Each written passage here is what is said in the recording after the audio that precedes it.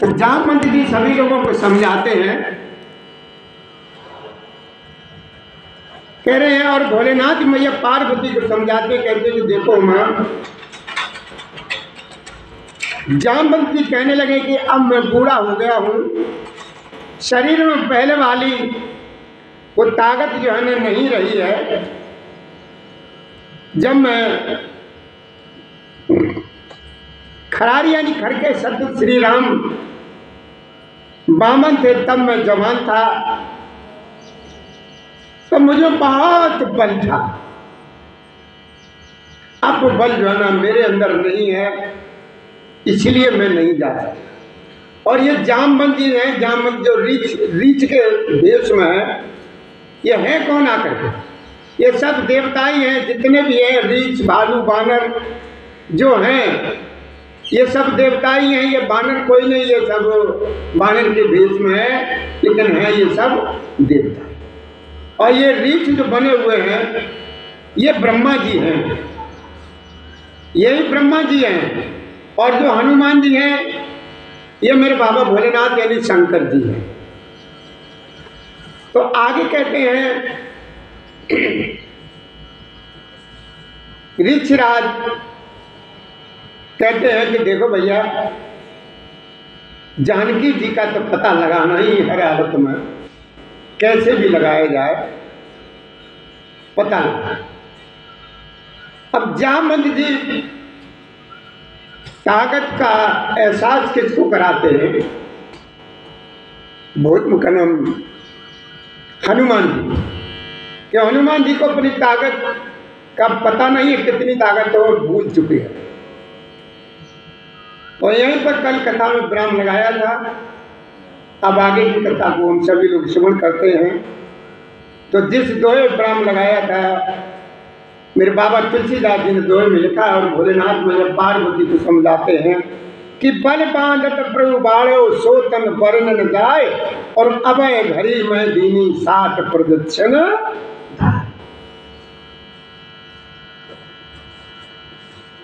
भोलेनाथ मैया पार्वती को भी समझाते चलते साथ साथ कि देखो मां, कि बल बांधत प्रभु बाड़ो सो तन वर्ण न जाए, और अभय घड़ी में दीनी 60 प्रदक्षिण।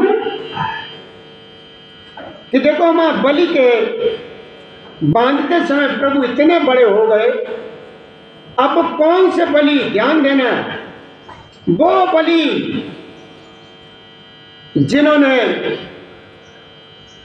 प्रभु जी से कुछ मांगा था, प्रभु ने भी मांगा था। वामन अवतार में जो बलि थे, उन्होंने प्रभु श्री राम जी ने यानी भगवान विष्णु ने, नारायण ने 3 पग जमीन मांगी थी, और बलि ने भी 3 वरदान मांगे थे प्रभु से। 3 वरदान मांगे थे प्रभु से बलि ने भी, और प्रभु ने सिर्फ 3 पग जमीन मांगी। तो वो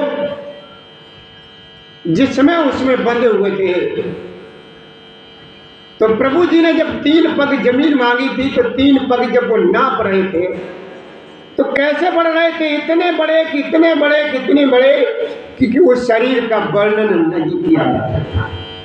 इतने बड़े कि जहां ब्रह्मा जी सतलोक में रहते थे, ब्रह्मा जी ब्रह्मलोक में रहते थे, सतलोक में रहते थे, तो प्रभु जी का पैर का अंगूठा वहां पर पहुंचा जाकर के था जहां सतलोक था, ब्रह्मा जी रहते।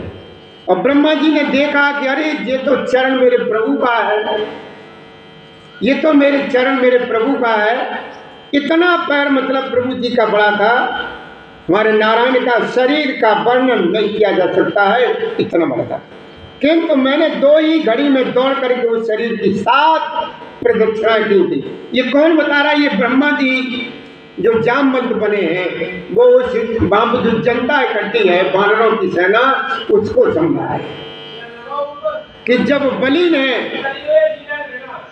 ये वो जगह अपनी न पाई थी प्रभु जी के लिए 3 कदम, तो प्रभु जी का शरीर इतना बड़ा था, इतना बड़ा था, इतना बड़ा था कि सतलोक में उनका पैर जो पहुंच गया था, तो उस समय हम जवान थे, और मैंने उस समय 7 प्रदक्षिणाएं का मतलब परिक्रमा, 7 परिक्रमा की थी उस समय। लेकिन अब क्या करें भाई, मजबूरी है, मेरा शरीर साथ नहीं दे रहा है और शरीर मेरा जो है बूढ़ा हो। अंगद कहे जाऊं मैं पारा और दिए संशय कच फिरती बारा, जाम बंत कहे तुम सब लायक और पठायो तुम सब ही कर। अब अंगद जी कहने लगे कि भैया देखो हम पार तो जा सकते हैं, ये हनुमान जी को याद दिलाया जा रहा है सब, जो जामवंत जी ने बताया है कि मैंने प्रभु जी की उस समय के शरीर की 7 प्रदक्षिणाएं की। उधर उधर उधर उधर पीछे, ये देखो, ये बाहर बुला रहे थे, बाहर बाहर मारा थी, इधर इधर ये बुला रहे। तो अंगद जी कहने लगे हैं कि देखो हम पार तो जा सकते हैं। अंगद कहो जाय में पारा और दिए संशय कच फिरती बारा। फिरती बारा का मतलब वापस आना, वापस आने में हमें कुछ संशय है। और जाम बंत कहे तुम सब लायक और पटायो तुम सब ही कर लायक। अब अंगद जी कह रहे हैं और भोलेनाथ मैया पार्वती को समझाते हैं कि देखो मां, अंगद ने कहा मैं पार तो चला जाऊंगा, परंतु लौटते समय जो है ना मेरे हृदय में कुछ संदेह है। जाम्बन ने कहा तुम सब प्रकार से युग हो, परंतु तुम सबके नेता हो, मैं तुम्हें कैसे उधर भेजा। जाम्बन जी ने क्या कहा कि देखो अंगद, तुम जो है ना हमारे जितने भी हम सब लोग हैं सबके तुम नायक हो, यानी नेता हो, लीडर हो, लेकिन हम तुम्हें बाहर उधर कैसे भेज सकते हैं, ये मेरी समझ में नहीं आ रहा। इसके लिए जो है ना कोई और ही देखा जाए, किसी और को ही भेजा जाए। अब ये देखिए, एक सेकंड ध्यान दीजिए कि अंगद जी तो युवराज थे, हैं? तो इन्हें संशय काय बात करता। अब वो संशय जो है ना, ध्यान दीजिए, वो संशय उनको ये था कि अंगद जी और उस दशानन का लड़का, ये दोनों एक ही आश्रम में शिक्षा ग्रहण करते थे। ये अंगद जी और उस दशानन के 10 ग्रीव का रावण का लड़का जो है, जिसका नाम था अक्षय कुमार, जो सबसे पहले भेंट हुई थी लंका में प्रवेश करते समय, ये दोनों क्लास फेलो थे, एक ही साथ पढ़ते थे। और अंगद जी में उस रावण के लड़के में कभी भी पटरी नहीं खाती थी। इस समय मारपीट ही होती रहती थी।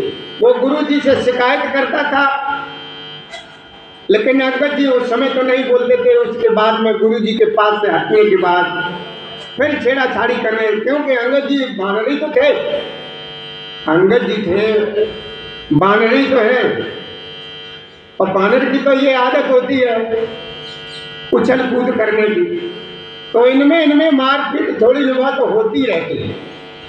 तब उस दशानन के पुत्र ने वहां पर जब गुरु जी से शिकायत की, तो गुरु जी ने समझाया, और समझाने के बाद हटने के बाद वहां उसने उस दशानन के लड़के ने उनसे अंगद जी से कह दिया कि अगर तुमको मैंने अपनी एरिया में देख लिया, वो अंगद कह रहा, वो कहना अंगद जी से, वो लड़का कह रहा दशानन का, 10 ग्रीव का लड़का अंगद जी से कह रहा है कि तुम मुझे यहाँ तो परेशान कर लेते हो, और अगर मैंने तुम्हें अपनी एरिया में देख लिया तो एक ही घूसा में मैं तुम्हारे प्राण निकाल दूंगा। वो लड़का कह रहा है दशानन का कि अगर मैंने तुम्हें अपनी एरिया में देख लिया और तुम आए, मिल गए हमें, तो एक ही घूसे में मैं तुम्हारे प्राण निकाल दूंगा। तो अंगद जी को वो याद आ रही थी, अगर वो रावण का लड़का हमें कहीं मिल गया तो वो हमें एक ही घूसे में मार देगा। तो ये उनको संशय था। समझना, बड़े ध्यान से समझने की बातें हैं। तो ये अंगद जी को अपने ऊपर ये संशय था कि अगर हम पार तो चले गए और पार चले जाएंगे, इसमें कोई संशय नहीं है, लेकिन एक मुझे खुटका है, एक संशय है। और वो संशय क्या है? और वो यही संशय थी कि कहीं अगर वो लड़का हमें मिल गया तो वो लड़का जो ना एक ही दूसरे में हमारे प्राणों का हरण कर लेगा, ये मुझे संशय है। तो ये सब कुछ सुन करके जामवंत जी ने उसे पहले ही मना कर दिया कि देखो भाई, तुम तो हम तो हमारे सबके सैनिक हो, मालिक हो, लीडर हो, नेता हो, तुम्हें मैं कैसे वहां भेज सकता, तुम नहीं जाओगे। कहे रीच पत सुन हनुमाना और काच साध रहो बलवाना, पवन तने बल पवन समाना और बुद्धि विवेक विज्ञान निधान। अब ये जो है ना जामवंत जी हनुमान जी को उत्तेजित कर रहे हैं, हनुमान जी को याद दिला रहे हैं उनके पावर की, देखो तुम्हारे अंदर कितनी पावर है, कितनी शक्ति है। अब ये सुन सुन करके धीरे धीरे जो है ना हनुमान जी को वो याद आ रहा है। तो जामवंत जी उन्हें याद दिलाते, जामवंत जी यानी ब्रह्मा जी, ब्रह्मा जी आज भोलेनाथ की याद काहे की दिला रहे हैं कि भोलेनाथ तुम में ताकत कितनी है, लेकिन ये नहीं कह रहे कि तुम भोलेनाथ हो, ये नहीं कह रहे हैं कि जिस रूप में तुम हो, हनुमान जिस रूप में हो वो तुम किनके पुत्र हो, ये अपने सब कुछ पूरा अच्छे तरीके से परिचय दे रहे हैं कि एकदम जोश में आ जाए और ताकत बढ़ जाए। कहे रीछ पत सुन हनुमाना, रीछपत यानी रीछ राज जामवंत ने श्री हनुमान जी से कहा कि हनुमान तुम कैसे चुप बैठे हो, कहा चुप साध रहे हो बलवान, तुम तो बहुत बड़े बलवान हो। कि पवन तने, पवन तने यानी पवन के पुत्र, तने माने पुत्र, पवन तने बल पवन समाना, यानी तुम्हारे अंदर जो है ना पवन के समान ही ताकत है और तुम चुपचाप हो, तुम्हारे अंदर अपार ताकत है, कोई सीमा नहीं है। अतुलित बलधामा, ये कहते हैं राम दूत अतुलित बलधामा और अंजन पुत्र पवन सुत नामा। ये जो हनुमान चालीसा में ये चौपाई सबसे पहले ही आती है, ध्यान दो। तो हनुमान जी के समान बलवान कोई नहीं है, वैसे बलवान सभी हैं, लेकिन हनुमान जी के बल के समान बराबर कोई भी बलवान नहीं है। ये हनुमान जी में और एक बार रावण में इस तरीके की बहस हो गई थी, ध्यान देना, हनुमान जी में और रावण में इस तरीके की बहस हो गई थी। तो रावण ये कह रहा था कि हम बलवान हैं, हनुमान जी कह रहे थे हम बलवान हैं, ये दोनों में बातचीत चल रही थी कि रावण तो ये कह रहा था कि हमारे समान कोई बलवान नहीं है, और हनुमान जी ने अपनी कह रहे, दोनों दूसरे एक दूसरे की कह रहे थे। तो हनुमान जी और रावण, बड़े ध्यान से गौर से सुनना, हनुमान जी में और रावण में ये हुआ कि अच्छा इसकी परीक्षा कैसे होगी, इसकी ये परीक्षा कैसे होगी कि हम में तुम में जो है ना बलवान कौन है, कौन बलवान है।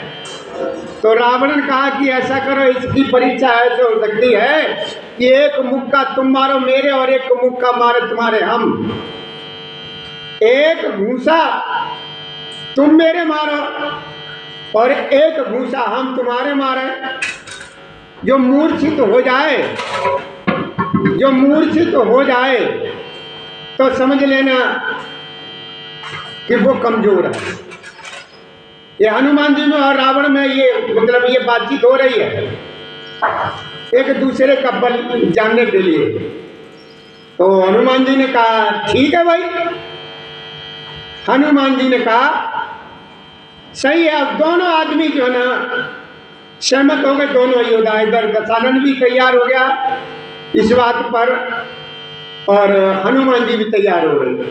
अब उनके दोनों के बीच में क्या पड़ा हुआ है, उलझन क्या आ रही है कि वो कहता है कि तुम पहले मारो, हनुमान जी कहते तुम पहले मारो। हनुमान जी कहने लगे हैं कि तुम पहले मारो और वो दशानन कह रहा है तुम पहले मारो। ये काफी देर हो गई इसी बात में कि तुम मारो तुम मारो तुम मारो तुम मारो, अब इसी बात का फैसला नहीं हो पा रहा। अब रावण सोच रहा है रावण उनसे कहने लगा कि हमने तुम्हारे घूसा मारा और कहीं चले गए तो। अब हनुमान जी ने कहा कि अगर हमने तुम्हारे घूसा मारा, हमने तुम्हारे मुख का मारा और तुम ऊपर चले गए तो फिर राम वाला युद्ध कौन करेगा? आगे कथा कैसे चलेगी? फिर ये तुम्हारा और उनका युद्ध कैसे होगा अगर हमने मुख का मारा और तुम चले गए ऊपर तो तब तक क्या हुआ? ऐसा होता है कि जब दो लोगों में कोई में कहीं न कहीं कोई लड़ाई होती है तो परम पिता परमेश्वर ऊपर वाला जो है ना किसी न किसी प्रकार किसी न किसी को बीच बचाव करने के लिए भेज ही देता है। वो भेज ही देता है किसी न किसी को। तो वहां पर बीच में पहुंच गए, मतलब कोई भी पहुंच गए वहां पर। तो उन्होंने कहा, रावण से कहा कि देखो उनका मुख का तुम नहीं सह पाओगे, हनुमान जी का मुख का तुम नहीं सह पाओगे। रावण कहता अरे हमसे ज्यादा दुनिया में बलवान है ही कौन सा जो है ना हमारा मुख का जो है ना सह सके। हनुमान जी ने कहा ठीक है। उन्होंने कहा तुम मारो पहले, उन्होंने कहा तुम मारो पहले। अब हनुमान जी को क्रोध आया तो हनुमान जी ने अपना जो मुख का बनाया 360 डिग्री का, 360 डिग्री का मुख का बनाया हनुमान जी ने उसको मारने के लिए। तब तक ऐसे मान के चलिए ब्रह्मा जी बीच में आ गए, ब्रह्मा जी बीच में आ गए। है तो कोई और लेकिन हम यही मान लेते कि ब्रह्मा जी बीच में आ गए। ब्रह्मा जी बीच में आ गए तो ब्रह्मा जी ने दशानन से उनसे हनुमान जी से कहा ये तुमने 360 डिग्री का जो मुख का बनाया है इसमें तो रावण की हड्डियां भी ढूंढने से नहीं मिलेंगी, ये भी नहीं मिलेगा, ये हड्डियां इतनी भी नहीं मिलेंगी कि इसके घर वाले इसको जो है ना तिलांजलि दे दें, गंगा जी में इसकी हड्डियां भी बहा दें, वो कर दें, और वो भी हड्डियां भी नहीं मिलेंगी तुम्हारे 360 डिग्री के इस मुख के में। तो उन्होंने क्या क्या करें कि प्रभु कम करो। तो हनुमान जी ने 60 डिग्री जो थी वो कम कर दिया। अब कितने रह गई? 300 डिग्री। हनुमान जी उनसे कहा कि अब सही है? कह रहे नहीं प्रभु अभी बहुत है, इसमें भी उसका जो है ना पता नहीं लगेगा ये कौन से लोग को गया कौन से नहीं लोग को गया। तो हनुमान जी ने 100 और कम कर दी। कितनी कम कर दी? 100। अब कितनी रह गई? 200 डिग्री। 200 डिग्री जब रह गई मुक्के की ताकत, तो हनुमान जी ने कहा कि अब सही है? तो उन्होंने कहा नहीं नहीं प्रभु अभी भी नहीं सही है, अभी भी नहीं सही है। 200 डिग्री में भी उसका पता नहीं लगेगा कहाँ गया कौन से लोक में चला गया। तो उन्होंने कहा आप क्या करें? 100 डिग्री। तो हनुमान जी ने 100 डिग्री और खत्म कर दी, 100 डिग्री और खत्म कर दी। अब कितनी रह गई? सिर्फ 100 डिग्री का मुक्का रह गया। हनुमान जी ने कहा आपको सही है कि नहीं प्रभु अभी भी नहीं सही है, अभी भी वो पाताल में चला, पता ही नहीं लगेगा कहाँ गया कौन से लोग पे चला गया, हड्डी पसली कोई भी पता नहीं लगेगा। तो फिर क्या करें कि और कम करो। तो अब उसमें से हनुमान जी ने 40 डिग्री कम कर दिया, 40 डिग्री और कम कर दी। तो उन्होंने कहा अब ठीक है? उन्होंने कहा नहीं प्रभु अभी भी नहीं ठीक है, अभी भी मर जाएगा वो। तो फिर क्या करें? तो फिर क्या करें? नहीं प्रभु और कम करो। तो हनुमान जी ने उसमें से और कम कर दी, आधी रह गई। अब चलेगा कि हाँ अब चलो। तो अब दोनों जोगों में मुक्का चला। तो दशानन ने मुक्का मारा तो हनुमान जी को कुछ भी मालूम भी नहीं पड़ा। हनुमान जी खिलखिला के हंसने पड़े। अब दशानन देख रहा कि अरे हमारे एक मुक्का में पहाड़ जैसे पर्वत जैसे नीचे चले जाते हैं और इसके ऊपर कोई फर्क नहीं पड़ा, इसके ऊपर कोई फर्क नहीं पड़ा, इसका क्या मतलब है? तो रावण ने स्वतः ही मैंने कर दिया कि प्रभु हमें तुमसे बहस नहीं करनी, हमें प्रभु तुमसे जो है ना, हनुमान जी से रावण ने अपनी तरफ से मना कर दिया कि हमें तुमसे जो है ना किसी भी प्रकार की कोई बहस नहीं करी, तुम जीते।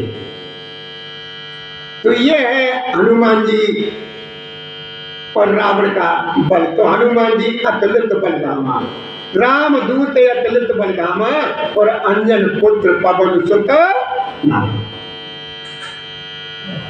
तो क्या कहते हैं,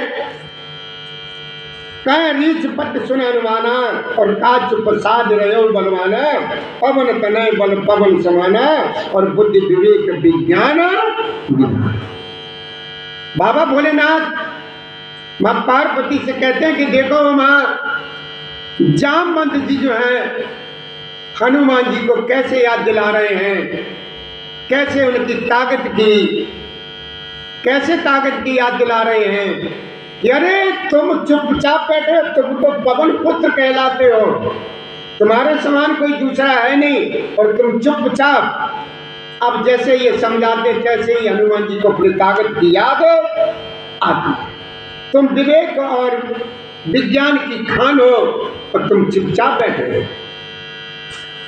तो वो समझाते हैं, तुलसीदास जी कहते हैं कि कबन सुकाज कठिन जग माही और जो नहीं होए तात तुम पाई, राम काज लगे तब अवतारा और सुनते भयऊ पर्वताकार। ये जामवंत की याद दिला रहे हैं हम हनुमान जी को, उनकी ताकत का एहसास याद दिला रहे हैं कि देखो अरे, और भोलेनाथ मैया पार्वती को समझाते कि देखो माँ, जामवंत जी समझाते हैं, कहते हैं कि अरे पवन सुत, तुम्हारे समान इस जगत में कौन ऐसा कठिन काम है जिसको तुम न कर सको। हे तात, तुमने ना मत करना और जो है ना तैयार हो जाओ, ऐसा कोई दुनिया में काम है जिसे तुम ना कर सको, तुमसे ना हो सके। श्री राम जी के कार्य के लिए ये तो तुम्हारा जन्म हुआ है। यह सुनते ही हनुमान जी एकदम पर्वत के आकार के अत्यंत विशालकाय, जैसे ही कहा उन्होंने, जामवंत जी ने कहा कि तुम्हारा तो अवतार प्रभु श्री राम जी के कार्य के लिए हुआ है, तुम चुपचाप बैठे हो, का चुपचाप रहे हो, साध रहे हो बलवाना। राम दूत अतुलित बलधामा और अंजन पुत्र पवन सुत। अब हनुमान जी को जैसे सारी याद आई तो हनुमान जी का शरीर एकदम पर्वत के आकार कि कनक बरन तन तेज विराजा और मानव अपर गिरन कर राजा, सिंहनाद कर बारह बारा और लीलय नानो जलनिधि खारा। जलनिधि खारा मतलब समुद्र का जल कैसा होता है, खारा, और जलनिधि यानी जल का भंडार। निधि माने बजान, निधि माने खजाना। तो जल का खजाना कहाँ है, समुद्र जो खारा पानी है, जल निधि। कि कनक बरन तन तेज विराजा और मानव पर गिरन कर राजा। गिरन, गिरन कहते हैं पर्वत, यानी पर्वतों का राजा मानो अपने को। कनक बरन सोने का, कनक कहते हैं सोने का, और सिंहनाद कर बारह बारा और लीलय नानु जल निधि। तो जामवंत जी ने जैसे ही समझाया तो हनुमान जी को एकदम अपने बल का जो है ना भूला हुआ जब सब कुछ याद आ गया।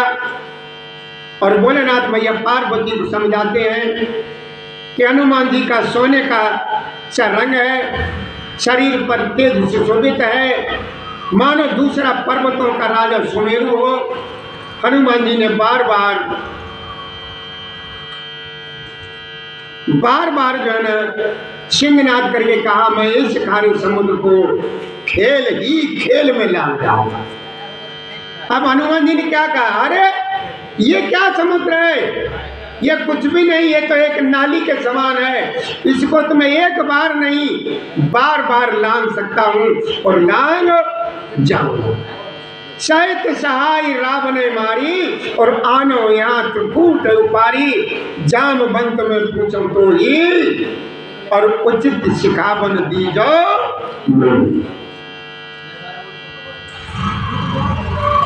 क्या कहते हैं हनुमान जी, हनुमान जी को सब कुछ एकदम याद आ गया और हनुमान जी कहने लगे हैं कि सहित सहाय रावण मारी और आनो यहाँ त्रिकूट उपारी और जाम मंत्र में पूछो तो ही और उचित शिखावन दीजो।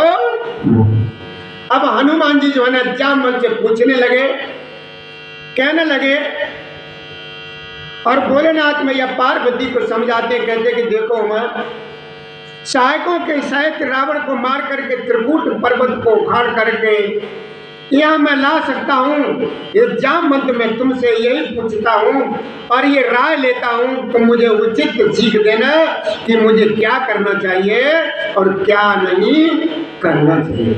अगर मैं रावण को मार के आता हूँ तो आगे की कथा कैसे हो पाएगी, तो राम और रावण का युद्ध कैसे हो पाएगा, इसलिए नहीं, मुझे उचित शिखावन दो। जामवंत जी जो अच्छा हो वो ही हमें सिखाओ।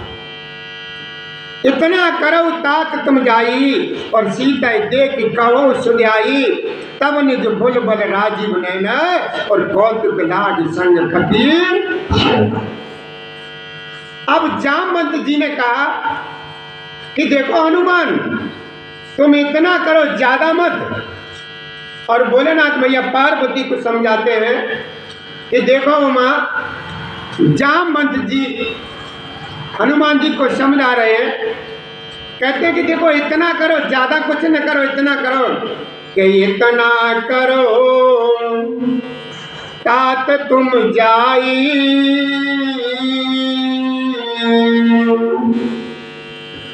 और सीता देखी कहो सुधि आई। एक जामवंत जी ने हनुमान जी से कहा कि देखो हनुमान, तुम ज्यादा ना करो, उसे मारना मत, जो तुम उसे मार दोगे फिर आगे की कार्रवाई कैसे चलेगी, आगे ये लीला कैसे चलेगी, इसलिए मारना मत उसको, तुम सिर्फ जानकी जी का पता लगाओ।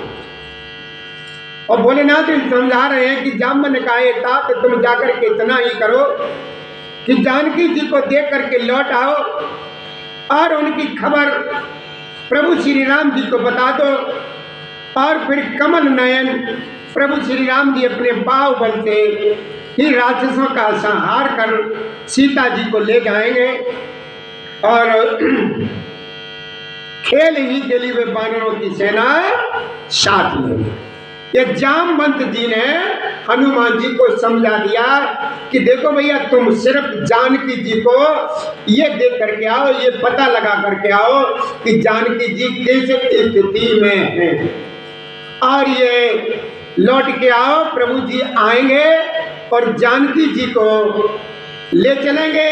ये हम और आप और ये बानरों की जो सेना है जो प्रभु के साथ, ये सब दिखावटी है, ये सब दिखावटी है, ये कुछ नहीं है। अगर राम जी चाहें तो अकेले ही क्या, वहीं बैठे बैठे जानकी जी अपने आप पहुंच जाए, लेकिन ये राम लीला करनी है, प्रभु जी को ये दिखाना है कि देखो कैसे क्या चलता है आगे।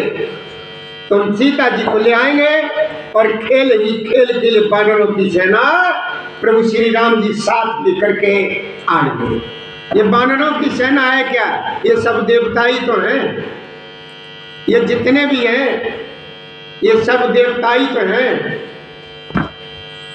और कोई है मतलब ये वाणिज्य बानर नहीं है। आप सभी लोग ये समझें कि बानर है, ये कोई है, बानर नहीं है।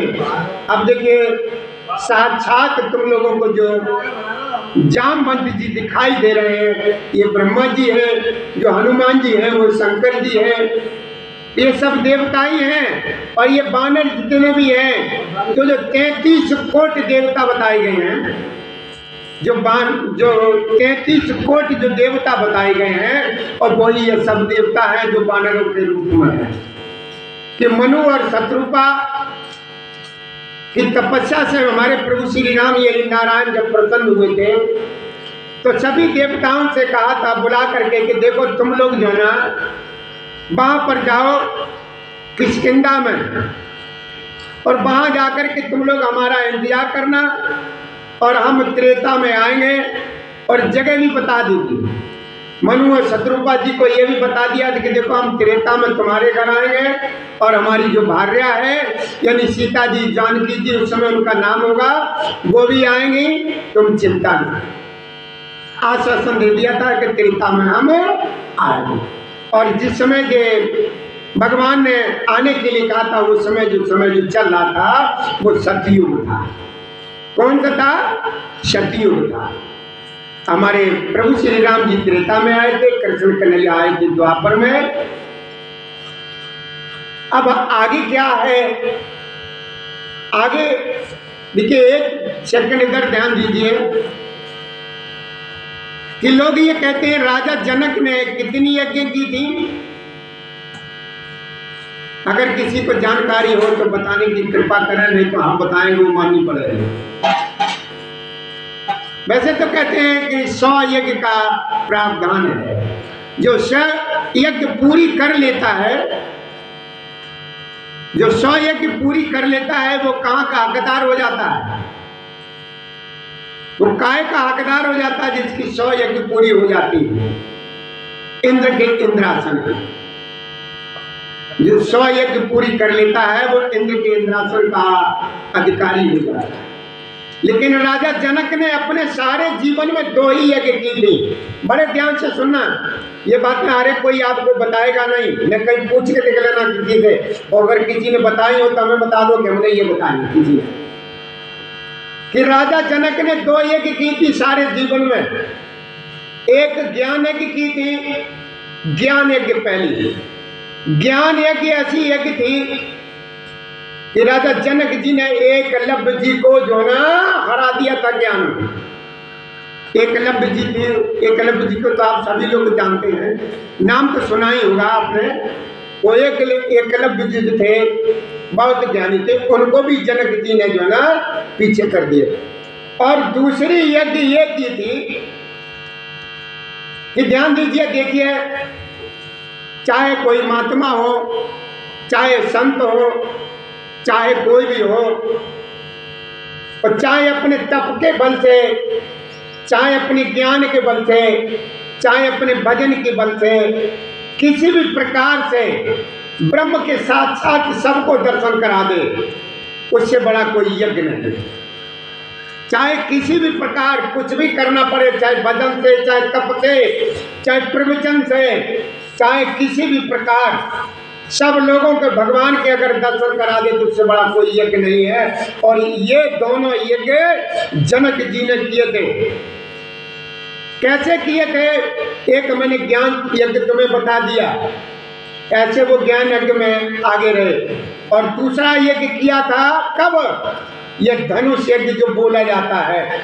धनुष यज्ञ में जितने भी लोग थे, जितने भी जनता थे, जगह जगह के राजा महाराजा, उनमें राक्षस भी थे, देवता भी थे, हर जीव था उसमें, और भगवान राम सबको दिखाई दे रहे थे। इससे बड़ा यज्ञ कोई हो सकता है?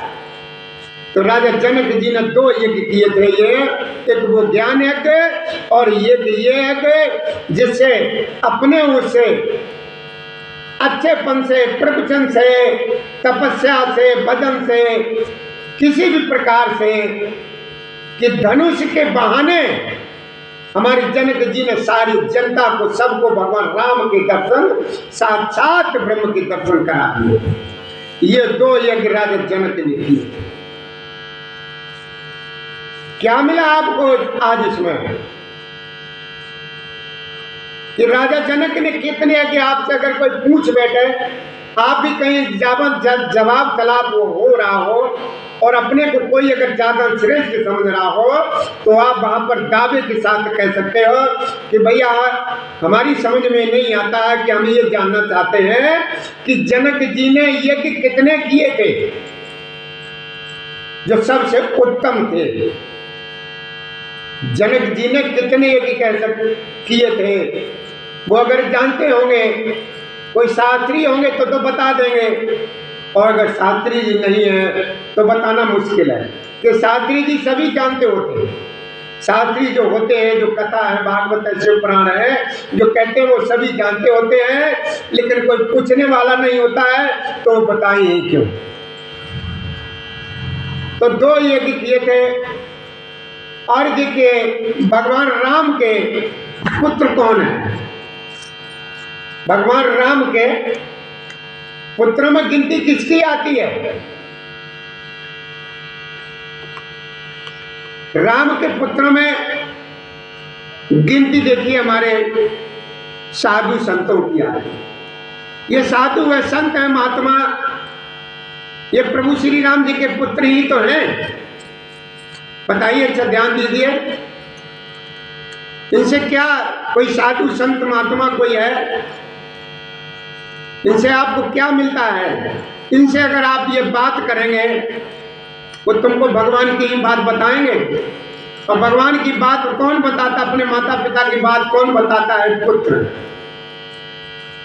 तो भगवान राम की कथा तुम्हें ये श्रवण कराएंगे। तो किसी से बातचीत करने लगो, अगर उससे परिचय अगर पूछने लगो कि भैया तुम कौन हो, तो अपने माँ बाप का है तो परिचय देगा। और वो ही जो है ना, ये संत होते हैं, महात्मा है, बाबा है, साधु है, ये भगवान राम के ही पुत्र हैं सब। ये समझ में आया? अब चलिए इसी के साथ कथा को हम आगे बढ़ाते हैं और आगे हम आपको फिर बताएंगे।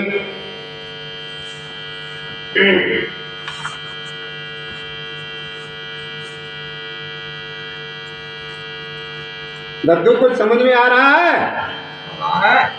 कुछ समझ में आ रहा है? हाँ। अच्छा ठीक है, ठीक, बहुत भाग्यशाली हो कि तुम्हें यहाँ देखो भगवान की कथा डेली सुनने को मिलती है और एक नई नई बात कोई कोई सुनने को मिलती रहती है। बहुत भाग्यशाली हो। ये मौका जो है ना जीवन में बड़े नसीब वाले को मिलता है। ये आश्रम की जगह एक ऐसी है, शिवधाम आश्रम की एक जगह ऐसी है कि जिसके ऊपर मेरे प्रभु श्री राम की कृपा होती है, वो ही यहाँ पर आता है। बहाना चाहे कोई भी हो, बहाना चाहे कोई भी हो, ये करने के लिए आए, वो करने के लिए आए, देखने के लिए आए, घूमने के लिए आए, इसके लिए आए, बहाना कोई भी हो, लेकिन बुलाता मेरे ठाकुर ही है। जिसके ऊपर कृपा उसकी हो जाती है, वो ही यहाँ पर आता है। तो आप बहुत भाग्यशाली हो। पूर्व जन्म में तुमने कोई बहुत अच्छे काम किए, बहुत पुण्य किए, तब आप जो है यहाँ पर आए हैं। और देखिए आपको प्रत्येक दिन कोई समय नहीं जाता है जिस दिन प्रभु श्री राम जी की कथा सुनने को नहीं मिलती है। और इन्हें देखिए, हम और आप कथा, कोई भी कथा कराते हैं, भागवत कराते हैं, शिवपुराण कराते हैं, राम कथा कराते हैं, तो सालों से विचार बनाते हैं, जिंदगी निकल जाती है विचार बनाते बनाते हैं, लेकिन वो कथा नहीं हो पाती है। और मालिक तो कभी श्रवण कर ही नहीं पाता। जो कथा का आयोजन कराता है वो तो कभी बेचारा सुन ही नहीं पाता है कि उसके ऊपर जिम्मेदारियां इतनी होती हैं, जिम्मेदारियां इतनी होती हैं तो अपनी जिम्मेदारियों को निभाने के लिए उसमें लगा रहता है। इसका लाभ कोई और ही नहीं पाते हैं, हम और आप जैसे।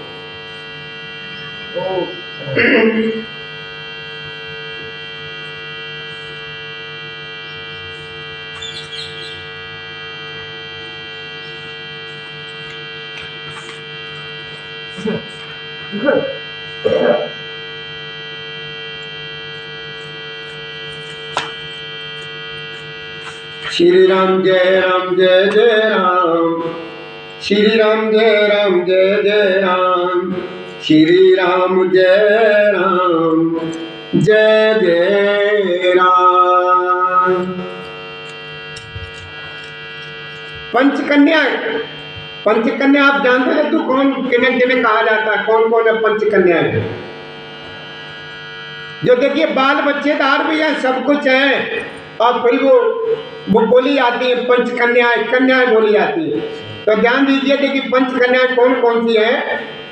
एक मंदोदरी है, और एक तारा है, और एक अहिल्या है, एक कुंती है, और एक द्रौपदी है। इनकी पंच कन्याओं में गिनती होती है मंदोदरी, तारा, अहिल्या, कुंती और द्रौपदी। और देखिए जो अहिल्या जो है ना, ये इंद्र के और अहिल्या के जो बीच की जो बात करते हैं, तो जो एक बात देखा होगा प्रभु श्री राम जी की कथा में आता है, ये गौतम ऋषि की पत्नी थी अहिल्या जी, जो पत्थर की शिला बनी हुई पड़ी थी प्रभु श्री राम जी के चरण रज से नारी जो हो गई थी। तो ये अहिल्या जो है ना, इंद्र से पहले से ही प्रभावित थी, इसमें इंद्र की गलती नहीं थी दद्दू, इसमें इंद्र की गलती नहीं थी। और जो भी हुआ था वहां पर आश्रम पर, ये सब अहिल्या जी की राजी से हुआ था, ये सब अहिल्या की राजी से हुआ था। इसमें जो है ना इंद्र की गलती नहीं थी, लेकिन वो तो लगना था। हाँ, इंद्र को भी लगा और अहिल्या को भी लगा।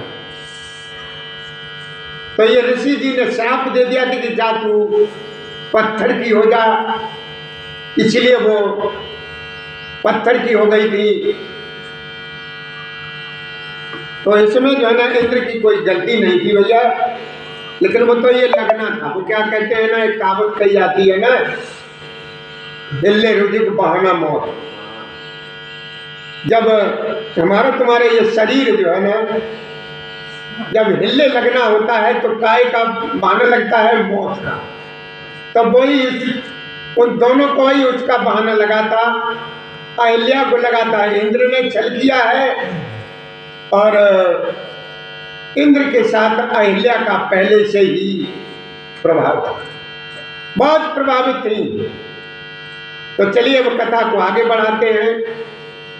आगे कथा में हमारे प्रभु श्री राम जी और उनके बीच में क्या चल रहा है। तो ब्रह्मा जी ने यानी जामवंत जी ने हनुमान जी से कहा कि देखो तुम सिर्फ इतना ही करो कि जानकी जी का पता लगाया हो कि वो कहाँ पर है और किस स्थिति।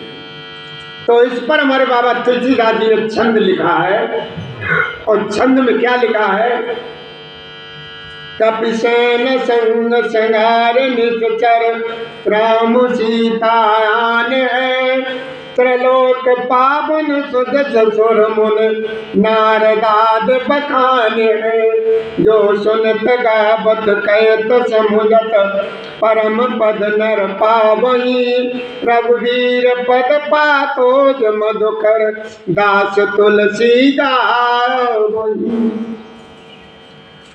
भोलेनाथ कहते हैं कि देखो माँ, तुलसीदास जी ने इस पर कितना बढ़िया छंद लिखा। क्या लिखा छंद में कि देखो माँ कि वानरों की सेना साथ लेकर के प्रभु श्री रामचंद्र जी राक्षसों का संहार करके सीता जी को ले आएंगे, और फिर देवता और नारद मुनि भगवान के तीनों लोकों को पवित्र करने वाले सुंदर यश का गुणगान करेंगे, जिसे सुनने, गाने, कहने और समझने से मनुष्य परम पद पाते हैं, और जिसे श्री रघुवीर के चरण कमल का मधुकर यानी ब्रह्म तुलसीदास ये सबको सुनाता है। आगे कहते हैं, दोहे में लिखा है बाबा ने कि देखिए अभी किष्किंधा कांड जो भैया विश्राम की तरफ जा रहा है, चतुर्थ सोपान, और दोहे में लिखा है कि भव बेसज रघुनाथ जस सुनय जे नर और नार, इनकर सकल मनोरथ सिद्ध करे त्रिशराम। भोलेनाथ मैया पार्वती से कहते हैं कि देखो मां, प्रभु श्री राम जी का यश। भैया जय श्री राधे, जय श्री राधे, जय श्री राधे, जय श्री राधे, श्री राधे, श्री राधे, श्री राधे, श्री राधे, श्री राधे। प्रभु श्री राम जी का यश भव जन्म मरण रूपी रोग की एक अचूक दवा है, जो पुरुष और स्त्री जो भी लोग इसे सुनेंगे, त्रिशरा के शत्रु श्री राम जी उनके सब मनोरथों को सिद्ध करेंगे, यानी पूर्ण करेंगे। भगवान मेरी उनकी सारी मनोकामनाएं पूर्ण करेंगे। जो इस प्रसंग को यानी किष्किंधा कांड को मन लगा करके सुनेंगे, मेरे ठाकुर उनकी सारी मनोकामनाएं, सारे बिगड़े हुए काम पूर्ण करेंगे। आगे देखिए, सोटे में बाबा ने लिखा है तुलसीदास ने कि काम कोट शोभा अधिक, काम कोट शोभा अधिक, नीलोत पल तन श्याम, और जा सुनाव यज्ञ खग बधिक, सुनो तग गुण। क्या लिखा बाबा तुलसीदास जी ने सोड में कि काम कोट, कि काम कोट शोभा अधिक, नीलोत पल तन श्याम, और जा सुनाम यज्ञ खग बधिक, सुनो तास गुण। कहते हैं भोलेनाथ देखो उमा, जिनका जो है ना नीले कमल के समान शरीर है, तन है, जिनकी शोभा करोड़ों कामदेवों से भी अधिक है, और जिनका नाम पाप रूपी बच्चियों को मारने के लिए बधिक है, यानी व्याघ्र के समान है, श्री राम जी के गुणों के समूह यानी लीला को अवश्य सुनना चाहिए, ध्यान देना चाहिए हर तरीके से। और इसी के साथ भैया मास पुराण का 23वां विश्राम श्री रामचरितमानस पुराण सकल कल विध्वंस से चतुर्थ सोपान समाप्त हुआ। कलयुग के समस्त पापों के नाश करने वाले प्रभु श्री रामचंद्र जी के इस रामचरितमानस का यह चौथा सोपान समाप्त हुआ। किष्किंधा कांड। जय श्री राधे, जय श्री कृष्ण गोविंद हरे मुरारी, हे नाथ नारायण वासुदेवा हे नमः। आज तारीख भैया 2 जून है, 2 जून छठा महीना 2023 को ये आज किष्किंधा कांड चतुर्थ सोपान समाप्त हो गया। और अब भैया देखो कितना समय लगे, कितने समय के बाद दोबारा किसको सुनने को मिल पाए, ये तो मेरा परम पिता ही जाने। धन्य मेरे बाबा तुलसीदास, धन्य मेरे बाबा तुलसीदास तुम्हें, और जो तुमने लिखा है वो आज तक यही लगने लगता है सुनने और सुनाने में कि मेरे तुलसीदास जी मेरे सामने हैं, और मेरे प्रभु श्री राम जी जो है ना ये भी मेरे सब सामने ही हैं। इसी के साथ भैया आज के इस किष्किंधा कांड के माध्यम से कथा को यहीं पर हम विराम देते हैं। आगे की कथा हम आप लोगों को कल श्रवण कराएंगे। कल सुंदर कांड में 5वें पायदान में हम प्रवेश करेंगे। हमारी तरफ से सभी लोगों को भैया आज की राम राम स्वीकार हो। जय श्री राधे, जय श्री कृष्ण गोविंद हरे मुरारी, हे नाथ नारायण वासुदेवाय नमः। अगर भैया हमारी एक कथा सुनाते समय हमसे कोई गलती हो जाती हो तो भैया माफ़ करना। हम कोई वैसे कोई बड़े ज्ञाता या कोई शास्त्री नहीं हैं। हम प्रभु श्री राम जी को अपनी कथा ये सुनाते रहते हैं। और जो भी भैया हमारे यहाँ 5 पड़ोस में काम धंधा करने वाले उनके कानों में जाती है तो बहुत अच्छी बात है। उनकी दोनों समय उनका काम भी होता रहता है और कथा को भी वो श्रवण करते रहते हैं। जय श्री राधे, जय श्री कृष्ण, जय हो, जय हो।